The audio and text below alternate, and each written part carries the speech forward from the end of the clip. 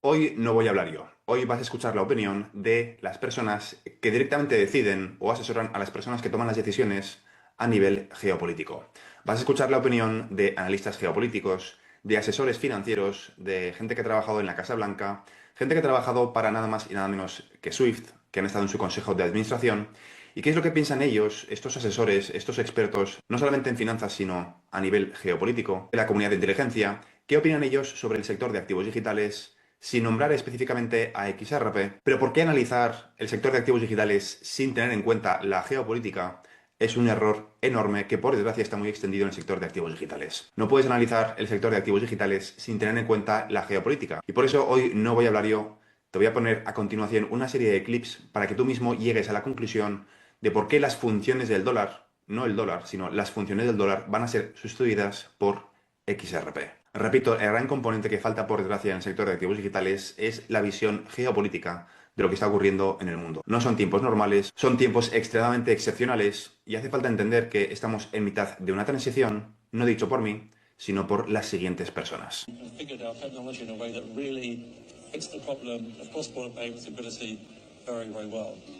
So for the cross-border payment challenge, we've created an open internet model. We call the idea interledger. So interledger, like the internet, supports our Ripple technology globally.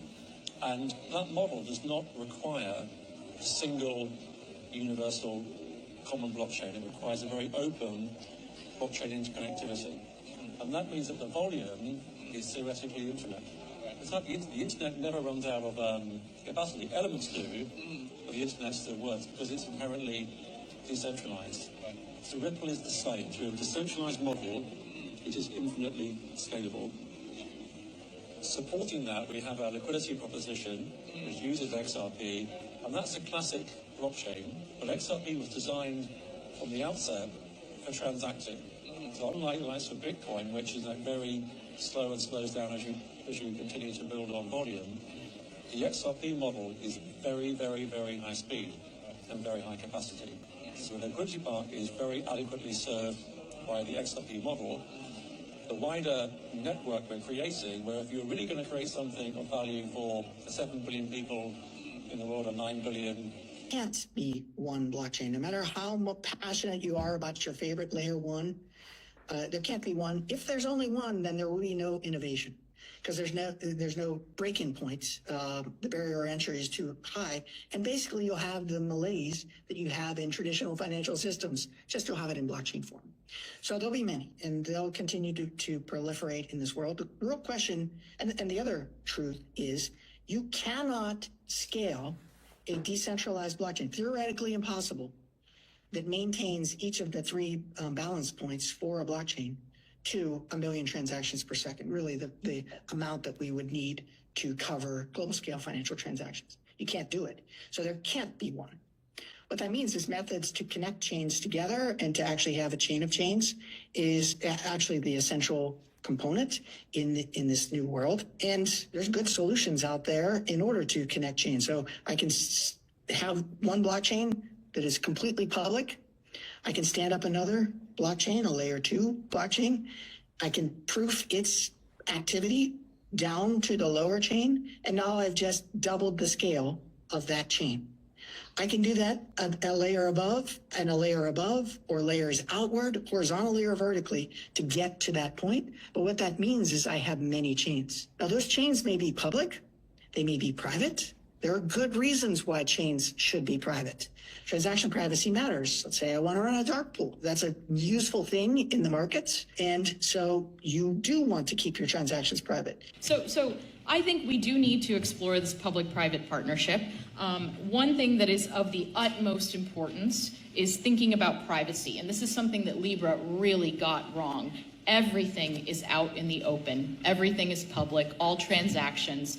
They don't put actual user identities out there on the blockchain. They use encoded numbers instead, but that is easily traceable, easily mineable. And I think it really speaks to, who originated this design didn't take privacy very seriously. Now, you might say, hey, we would like to use these transaction systems in order to find illicit activity, to find criminals. However, I think that that can be done while considering privacy and security. We went through a similar debate around HTTPS, which is the protocol that is used to secure today's web. Now, at the time, it seemed inconceivable to allow user web activity to be encrypted and outside of the surveillance apparatus. But now, 81% of government websites use HTTPS. I think we have to think about technologies like this. We have to think about privacy, and we need a public-private partnership in the spirit of what we did with ARPANET and the internet in order to move this forward. Okay. Are Sounds you like one distinct option. Yes, Are ma'am, you go ahead. suggesting that we can't do this alone as the U.S. government, that we don't have the ability? That's Perhaps exactly should the question we should ask the Secretary of the yes, Treasury and then on Secretary the of the section. Treasury. Secretary Summers, does Treasury have the capability and technical know-how to successfully implement a digital dollar? Let me just say, this is not a Kennedy School exercise for us. That's right. We've got a Thank God. staff of 40 people who've been working on this for a long time, who have extensive experience with the relevant interconnections. Okay. So just First to thing, clarify, no, the answer is yes? The answer is that the SWIFT system is an interbank system. You cannot meaningfully work on an interbank system without working with the private sector. And I spoke with Jamie Dimon 3 months ago. There's a team of people that he's pulled together from the 6 major financial institutions in the United States, along with a number, Larry Fink, and a number of the asset managers who are working with an interagency team at the Fed, at the Treasury, at the controller of the currency to get this right. Right now, we have one network that doesn't work very well. The worst idea in the world would be to now try to have 2, SWIFT and some other separate cyber project. We have this under control. We've got a public sector-led team with the relevant private sector actors that is hardening SWIFT. And a hard SWIFT that will be secure has to be our first priority. Okay. We don't need to worry about the dollar. Look, let's be honest here in the situation room. Europe's a museum, Japan's a nursing home, and China's a jail. And we don't need to worry about those currencies being some kind of major threat to us. Okay, and The I know biggest the president threat- will the press me on biggest this. threat- When can we make this happen? If it's a real option, we have to a think about we implementation. will have a new hardened currency SWIFT system ready to roll out 6 months from today. Are you We will willing? have it. Are you willing to bet your job on it? I'm willing to. You know I'm our president will ask that. confident Are you that willing I to am bet your job on confident it? That we will have such a system in place. Okay. Frankly, there is one thing that we will need. Our efforts have been substantially impaired by the currency czars calling and giving contradictory instructions to the people we're speaking with. And so if you give us responsibility, we'll deliver. If the Right currency now, czar is doing as it, always, then we'll see what with happens. all due respect, Mr. Secretary, the White House is in charge, and as a direct staffer to the president, Then we'll we'll let keep the it that way. currency czar and our Kennedy School friends. Right. It's a good team spirit, Mr. can Secretary. try Thank you to, very much. Can try to deliver this currency. So we have one of the options on the table is to develop a U.S. version of digital currency, either possibly alone, although that sounds hard, or as a public-private partnership. I want to think about other options, though, to try to get at the issue of North Korea. Let's not forget what it is we're trying to focus on here and not just the shiny ball of a digital currency. Mr. Secretary, do you have a thought on? Of course. Clarifying question, which Yes. is, Secretary Summers, are you suggesting that the U.S. create our own digital currency, or just that we work on SWIFT, we stick to our current system, but make SWIFT less vulnerable to cyber threats?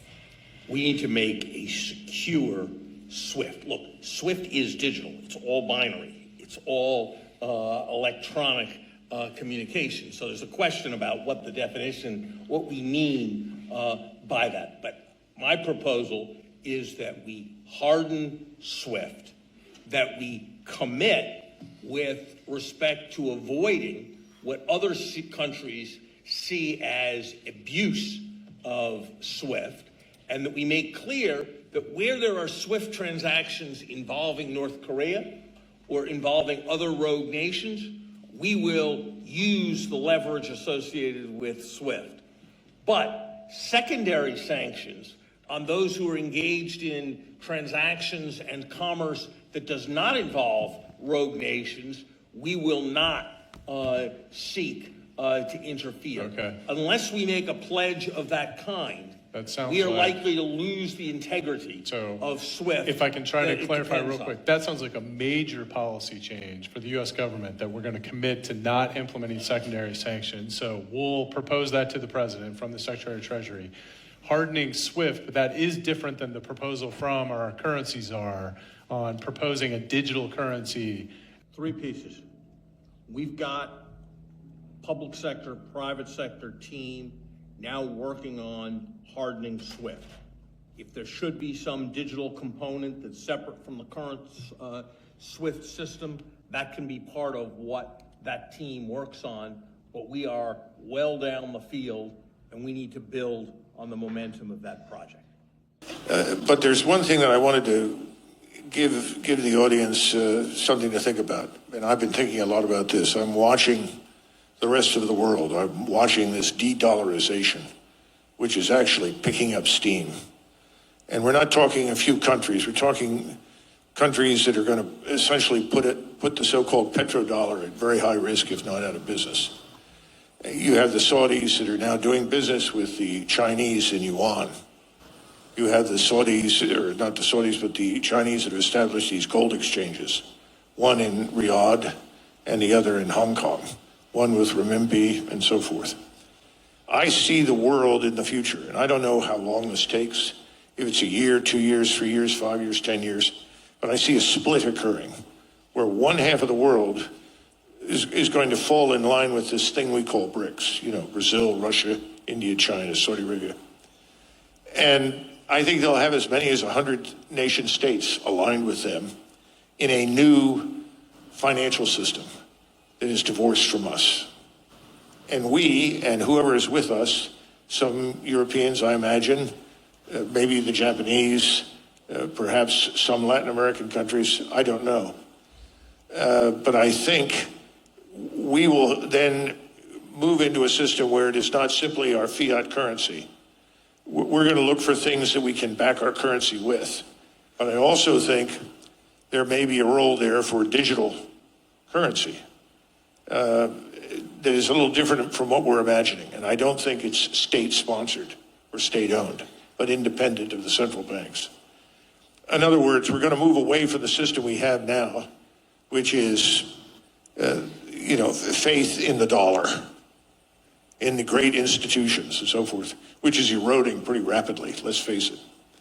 And I think the other side is going to be very heavy on gold, primarily, but also perhaps some other commodities. I don't know what else they would include. So there'll be two hemispheres, if you will, in a monetary or financial sense. I don't know all the details, but that's kind of what I see as a split. And we're not going to like it, but we brought it on ourselves. You can't bully people in the financial system relentlessly the way we have. We've talked about weaponization of the dollar, and everybody laughs. Well, it's the dollar, you know. People have had it with us. The world is sick of Washington, D.C. Yeah, I think we're also at a unique moment geopolitically, and I could see in the next few years that we are going to have some kind of a grand global economic reordering. It's something on the equivalent of a new Bretton Woods, or if you want to go back, like something back to the Steel Agreements or the Treaty of Versailles. There's a very good chance that we are going to have to have that over the next 4 years, and I'd like to be a part of it. I've studied this. I think it's kind of a unique skill set. There's 2 votes. Let me try. Do you see IMF holding crypto assets in the future? Oh, they're over here. That's easier. You want to take one? Go for it. The first one's for you. IMF. Do you see IMF holding crypto assets in the future? I did not put that up there. Remember, I'm from the legal department. I'm supposed to be very conservative about these things. I don't want to go into great details about Maybe the I IMF. should take what the IMF is going to do. I think we stunned Ross into silence with that one. For that to happen, okay, under the current legal framework, some country would have to use a crypto asset as its currency. Which goes to the next question that was on the list, actually. Will central banks issue digital currency become a reality in the next few years? Well, again, there's a lot of work being done this through by a number of central banks in different, regions of the world. Christy, I just jump on your question of, is this an opportunity? I think this is an opportunity for 2 very different reasons for the rest of the world. One is U.S. policy and one is technology. Let me take each. So U.S. policy, if you hit a list of what to do to undermine the value of your currency, the U.S. is doing most of the things on that list. Undermine the independence of your central bank, check. Have inflation above target for 5 years in a row, check. So changing the rules of the game, rules around, yes, check. You could run a large deficit, so you worry about the stability of the debt undermining the currency, check. So the U.S. is providing the opportunity if someone else can step in with some viable alternatives. And at the same time, so that's one side. At the same time, technology is potentially creating some exciting opportunities. You have digital currencies, you have Bitcoin, stable coins, you have this whole gamut. You also have focusing on the pipes. I think it is also very important to differentiate between currencies and the pipes through which different currencies flow. There's a lot of experimentation there. The M Bridge, the Ice Bridge, lots of cool names. Ready for a new world order. Wider discussion today. Well, I think the word framing is correct. I wrote a piece in late October saying we're already in World War III. We are already in conflict that extends so far beyond Ukraine, actually, even within the context of Western Europe. But we've clearly been pretty much at war in space, below the surface of the oceans, submarine warfare between superpowers. I wouldn't even say that this has been happening for at least 4 years, and it's spilled over into public view on the ground. But we don't frame it that way. Don't force us into a corner here. Are they right? Well, it may be a bit late for that. I remember talking to an Australian diplomat at one point about this break between the US and China and said, both sides are going to say, whose team are you on? And he said, our job is to make sure the question never arises. But the question has arisen. And so I think we have to go deeper. And it's not about the US versus China. It's about what underpins a world order is always the financial system. I was very privileged. My father was an advisor to Nixon when they came off the gold standard in '71. And so I was brought up with a kind of inside view of how very important the financial structure is to absolutely everything else. And what we're seeing in the world today, I think, is we are on the brink of a dramatic change where we are about to, and I'll say this boldly, we're about to abandon the traditional system of money and accounting and introduce a new one. So I find it very difficult to talk about the world order that we're coming into, given how very tenuous and unstable the current environment is. Bien, después de ver a todas estas personas diciendo lo que han dicho, creo que no hace falta añadir gran cosa. Pregúntate quién va a cumplir las funciones del dólar en el futuro sistema financiero basado en tecnologías de contabilidad distribuida. ¿Crees que va a ser Bitcoin? ¿Crees que va a ser XRP? ¿Crees que va a ser XLM? ¿Qué activo digital crees que se encuentra en posición de realmente cumplir las funciones del dólar? No sustituir al dólar, sino sustituir sus funciones a nivel internacional. Parece que el mundo, o parece bastante evidente después de ver este resumen, bastante evidente que la humanidad va a migrar hacia un nuevo modelo económico y parte de ese modelo económico consiste en dejar de utilizar divisas nacionales, dinero fiat, para la comunicación entre países. Vamos hacia un nuevo Bretton Woods 2.0, donde los activos digitales y los metales preciosos como el oro van a jugar un rol importantísimo. Pregúntate qué activos han escogido ciertas naciones para liquidar sus transacciones. Y si analizas la junta directiva de Ripple, la verdad es que no hay demasiadas opciones actualmente entre los distintos players en el sector de activos digitales, sobre todo si tienes en cuenta el concepto de las puertas giratorias. Sabemos que las puertas giratorias se aplican al sector de las finanzas tradicionales, al sector de la salud, con las farmacéuticas, al sector de la agricultura y al sector de la energía. Es muy normal ver a ciertas personas en situaciones de relevancia política nacional e internacional ir pivotando, entrando y saliendo de, por ejemplo, el sector energético, algo muy común en España. Pero no se sabe muy bien por qué. En el sector de activos digitales se corre un tupido velo sobre las conexiones tan llamativas, tan profundas y tan extensas que ha conseguido desarrollar Ripple con toda la comunidad de inteligencia de Estados Unidos, con reguladores, con SWIFT, con el Fondo Monetario Internacional, a lo largo de los años. Las puertas giratorias existen en todos los sectores y el sector de activos digitales no es una excepción. Y si a eso le añades la excepcionalidad de los momentos históricos que estamos viviendo a nivel geopolítico, queda bastante claro que nos vamos a llevar una sorpresa. Quizá no los inversores en XRP, que si me sigues desde hace 4 años sabes perfectamente lo que está ocurriendo, pero sí que muchas personas se llevarán una sorpresa cuando en este nuevo acuerdo Bretton Woods 2.0, un nuevo acuerdo Mar-a-Lago, se anuncie que el antiguo orden económico ha finalizado y que comienza uno nuevo basado en tecnologías de contabilidad distribuida con XRPL como mecanismo de liquidación. Así que olvídate de cuándo ocurrirá, a qué precio llegará y simplemente entiende el contexto geopolítico, porque lo que estamos viviendo es histórico. Si te ha gustado este vídeo, considera suscribirte. Te recuerdo que en este canal cubro todo lo relacionado con el sector de activos digitales, en concreto la transición controlada de todo el sistema financiero hacia tecnologías de contabilidad distribuida, es decir, XRP, XLM, XDC, SHX, HBAR y un conjunto de activos digitales que van a cumplir una función complementaria en el futuro sistema financiero basado, entre otras muchísimas cosas, en el estándar ISO 20022.